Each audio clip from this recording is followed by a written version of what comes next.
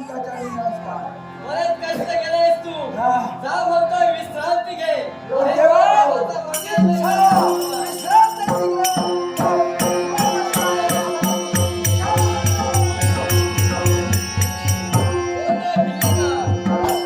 जी तू भक्ती केलेस त्या भक्तीच्या जोरावर आज देवताचा इंद्रपद डळमळू लागलाय. याच्या मुळाची कारण कोणतं?